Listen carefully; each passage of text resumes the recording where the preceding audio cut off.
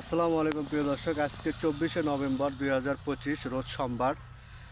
বগুড়াতে আলুর যে দাম, আপনার পুরাতন আলুগুলোর দাম বৃদ্ধি হওয়ার একমাত্র কারণ এই যে নতুন আলুর জমিতে আসছি। এখন পর্যন্ত আপনার আলুটা বাজারে অ্যাভেলেবল না, খুব দুই একজন ছাড়া আলু বাজারে নেই। এই আলুটা আসতে আরও ধরো 2 মাস। এই 2 মাসের মধ্যে মনে করেন যে গোটাল উত্তরবঙ্গে যত কোল্ড স্টোর আছে সব ফাঁকা হয়ে যাবে, যার কারণে আলু আটকবে। এই আলুগুলো মার খাওয়ার কারণ হলো বৃষ্টি হয়েছিল, বৃষ্টিতে আলু পচে গেছে বীজ, যার কারণে নতুন করে আবার লাগানো হচ্ছে।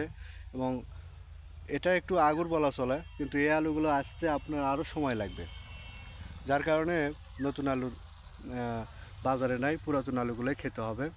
দাম আরও একটু বাড়বে, আলুর দাম বাড়বে। স্টিক আলু চাহিদা ব্যাপক, ঢাকা শহরে প্রচুর পরিমাণে স্টিক আলুর চাহিদা। আজকে স্টিক আলুর বাজার 960-70 টাকা, এবং পাকড়ি আলু 1100 টাকা, এবং আপনার যে আলু, আপনার পাকড়ির যে মুটি আলু যাকে বলে সাপ্লাই, এই আলুটার বাজার আপনার 1250 টাকা পর্যন্ত ঢাকার বাজারে। ভালো বেচা কেনা চলে। ঢাকার মানুষ এখন আলু খাচ্ছে পুরাতনটাই, কারণ নতুন আলু 200 টাকা কেজি। 200 টাকা আলু কিনে খাওয়ার মতো এখন এরকম লোক সচরাচর হয়নি।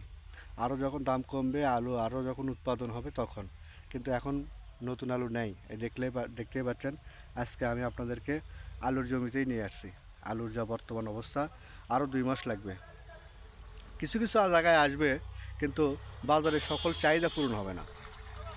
তো বেশি বেশি লাইক, কমেন্ট ও শেয়ার করবেন, সাবস্ক্রাইব করে পাশে থাকবেন।